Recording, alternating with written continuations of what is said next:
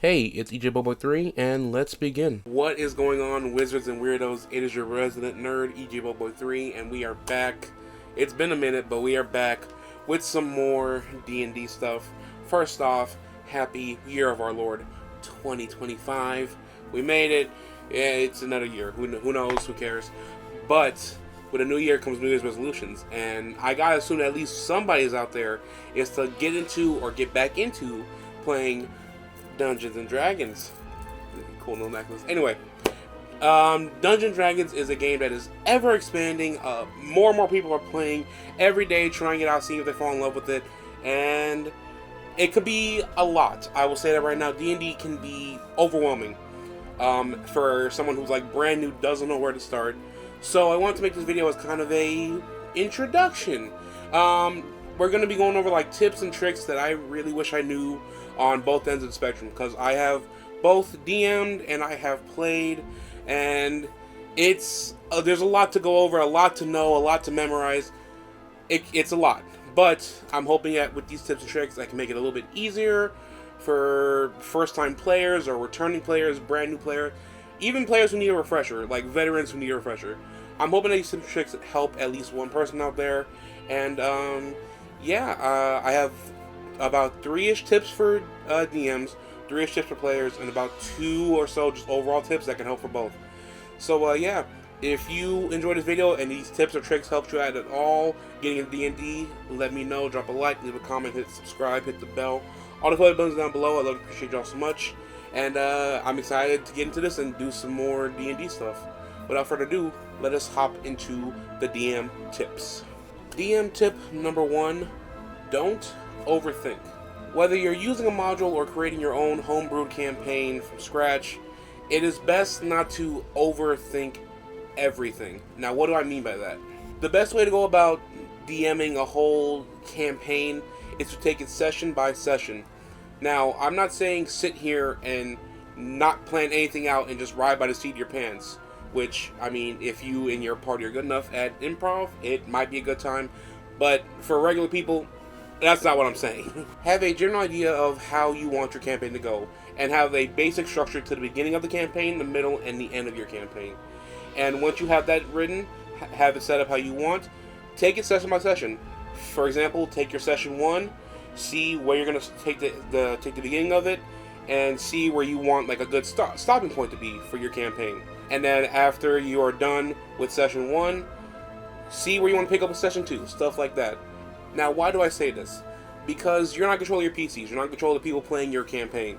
They're going to do shit that you cannot and will not be ready for. And you're going to be working on this campaign the entire time you're playing, from session to session, all the way from the start, all the way to the end. And like I said, player characters are going to do shit that you are not going to be ready for. And you need to be ready to change details about the game as it goes along. And speaking of which, that's going to lead into tip number 2. Tip number 2 for DMs. Be ready for insanity. It doesn't matter how prepped you come to a session, how chill your players are, or how much writing you do. There's going to be at least one decision per campaign, per session actually, that is going to mess you up royally. You're not going to see it coming. It's going to come out of left field and smack you across the face. Now, what are some things that you can do in that situation? Well, the first thing is to breathe. Take a second to be befuddled, if you will, but you can and will recover from this. D&D is a game based all around storytelling, telling a story between you and your player characters. It's not just you telling them a story, they are an active participant. And with that, sometimes you're just not in control of what happens. Sometimes you're not the author of the story. Sometimes your players are. And that is okay with this. The very best thing you could do if this happens and you are a little overwhelmed is to take a quick second, gather your thoughts, and just work around the twist. An example that I can give from my personal games is this was from the very first time I ever DM with friends. I had an introductory scene that was just meant to get them to the location. And they were like tied up, like prisoners, and it was just going to be like a simple thing of them being transported to the next area. When one of my players wanted to roll a check to get out of it, I wasn't ready for that. I just wanted to get to the thing. So I had him roll the check, and it led to a really cool action sequence. where they broke out, flipped off a building, and ended up in the location they went to by going through a portal. I say all that to say that even though the chaos can be a little overwhelming, it can lead to some really, really cool story beats. And your best bet when that comes across is to just roll with the tides of the battle and go with the insanity, pretty much. My third and final DM tip for this video is no two DMs are alike. Now, if you're anything like me and you got your start into D&D by watching, your Critical Roles or your Dimension 20s, those guys are fantastic. You might want to bring some of their energy that they give out onto the screen to your tables. I would say go against that. Listen, I love watching these live play shows, and I think that they are amazing. I love the energy that they bring to the screen, but that's a thing. They're putting on performance. They're bolstering stuff up for the screen, for the live play, for the show. And if you try to match the energy of that one-to-one and bring it to your table, it might throw your players off. It might come off as a little disingenuous and throw off the flow of your players. So for that, I'd say just for any new or beginner DMs, I'd say just go with the flow. Just go in with the basics and see what you like and what you don't like. You really only need the necessities for DMing, especially if it's like a small campaign. I would say just like a notebook or a notepad to keep track of what's going on in your session, or you can even use like your phone to type in notes. You need like a set of dice. You don't need to go this hard. I promise you don't, but couldn't hurt. And you also just need like a little divider to keep wandering eyes from your notes and your dice rolls from when you DM. You can get like an actual D&D divider if you want, a D&D DM screen if you want, or you can just do folders. It doesn't matter. And if you eventually want to bring something new to the table, like a new tool, new way to do your DMing, try that out. And if it doesn't work for you, you don't have to ever do it again. But I feel like if you go in trying to copy someone's style, it's gonna throw you out because you cannot keep up with stuff that they're doing, because it's professional like DMing and voice acting and stuff like that. And if you try to match that, it could really throw off the flow of your entire D&D game. Player tip number 1. If you suck at improv, it's fine. This tip is going to go to all the new players who are scared of doing improv and scared of looking like cringe idiots in front of their friends. I am here to tell you this right now. You are not the only one there who is there to be an idiot. You are going to cringe. It is going to happen. You're going to be bad at it, and it's fine. It's not a thing that comes naturally. You're going to want to cringe yourself out of existence, and it's fine. Like I said, you are playing one of the nerdiest games, and I say that in the highest regards, one of the nerdiest games that has ever been invented and probably will ever be invented. You are not the only one there who is there to play make-believe. You are there with a DM who is there to lead this nerdy-ass story with fellow players who are also leading this nerdy-ass narrative and playing make-believe of these characters, these mythological creatures. So, I say this to extend this hand to you. It is okay to be cringe. It is okay to not be the best at improvisation. It is okay to not be amazing at role-playing your first couple times out. What is not amazing is to beat yourself up over it. Now, the best thing you can do is to just keep going with it.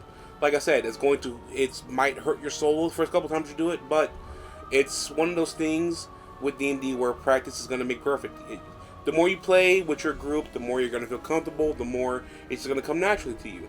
So you just have to keep going through and pushing yourself and, doing stuff that you would normally never do. But because you're here to play D&D, it's a nerdy game, it's okay to nerd out and do it. And also, like, voices and accents, if that's stuff that you don't want to get into, you can always just talk normally. It's fine. No one's going to, like, beat you up for not properly voicing a character. Not all of us can be amazing voice actors. Just roll with the cringe. This tip is pretty much just roll with the cringe. It's awesome. Tip number 2 for all D&D players. This one is a little bit more, like, tailored, like, more for specific players, but it is very, very helpful. And pretty much anyone who can cast spells, have a general idea of what your spells can do. For anyone who can cast spells, there's a lot of like rules stuff to certain spells, like what you need, how to cast, distance, all that good stuff. Well, best thing to do is to write down a short description of what the spell is and like its key attributes. Mainly, I would do the feat and its damage and what you have to do. You can either do like little note cards, or I will put like a resource that I use for my spells in the description. That should help out a lot of people. Have a general idea of what your spells do, so that way you're not slowing down the rolls of combat when it gets to your turn, just like asking like your DM what it does. Trust me, if you have an idea of what your spells do, like a general idea, and you let your DM know, they will be very thankful that you thought ahead with your spells. My third tip is one that is very similar to 2 in the same vein, but it's more generalized, and that is going to be tip number 3. Ask questions. As I stated previously in the beginning of the video, D&D is a complex, expansive game that requires you to shove a lot of knowledge into your head and somehow manage to retain it. So in the heat of playing, if you come across something that you do not understand or are having trouble with, do not be afraid to put a quick timeout, quick pause in, and ask your DM or even your fellow players who might have a little bit more experience than you about what's going on in like the setting or with your character or with an enemy, stuff like that. How far away is that group of enemies? How do I calculate damage for this specific attack? What is the name of the god that my character prays to? Stuff like that is really good to just like ask if you're not sure, because it doesn't happen a lot, but I have seen people like, get flustered and overwhelmed and just refuse to ask for help and like go down with the sinking ship when they had a lifeline there the whole time, and it just made them, brought everything down to a screeching halt. And like I said, it's a tip that's pretty straightforward seeming, but it's something that I feel like some people really need to get better at doing when it comes to D&D. So, don't be afraid to ask those questions. Now for my final 2 tips of the video, and these 2 are overall tips that can work for both DMs and players. So I hope these tips help you out, and let's get into it. Tip number 1 that I'm giving for every single facet of D&D is do not be afraid to explore. I know off bat this sounds like an exclusively player tip, but I feel like it can apply to both DMs and players as well. Yeah, do not be afraid to explore. At the end of the day, this is a role-playing and storytelling game. It's always going to be a little bit more fun to steer out of your comfort zone and explore new facets that you're not fully comfortable with, fully familiar with as well. Players, do not be afraid to check out any old buildings or set pieces that your DM has laid out in front of you. Maybe there's some cool stuff hidden there that they have planned. Maybe it's nothing. Who knows? That sense of adventure is what really drives it. And DMs, if your players want to explore something that you have laid out but you haven't fully fleshed out yet, if you're okay with it, let them. Just improvise your way through and find some way to stick it and, have a good time. Just work your way through it. Do not be afraid of exploration on both sides of the table. It 9 times out of 10 works out and leaves some really, really cool moments and really, really fun gameplay. My final D&D tip for this video, and tip number 2 for any overall D&D sessions, do not blow a bunch of money on this game. At least to start off with. I'll say that. At least to start off with. D&D has a stereotype of being a very, very expensive and time and money costly hobby to get into. Time costly you cannot avoid. It's your session is going to be a long, long while if you do it right. But money, on the other hand, starting off, you do not need to spend a whole bunch of money on D&D stuff. It's okay to, you can do stuff cheaply.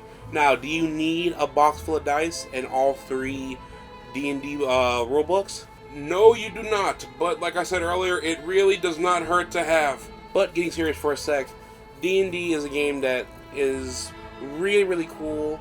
And like I said, it does not require you to dedicate an entire paycheck to it.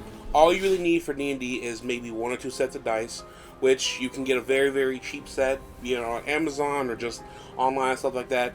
And you can even use free dice rolls that are online that I will probably put in the description, stuff like that. You just need that and some sort of notepad, either a digital one or a physical one. Kind of like what I said for that one DM tip. You don't need a lot to start off with. Now, if you want to grow your collection and have these big ass dice, make sure you are fully into D&D first, and then go buck wild. You saw all the stuff that I have, and I have more videos going over the stuff I have. But once D&D sinks its teeth into you, that's when you can go crazy with all the additional stuff. But if it's just the first game or you don't know how you feel about it, I say go easy, just buy a set of dice, and get to rolling.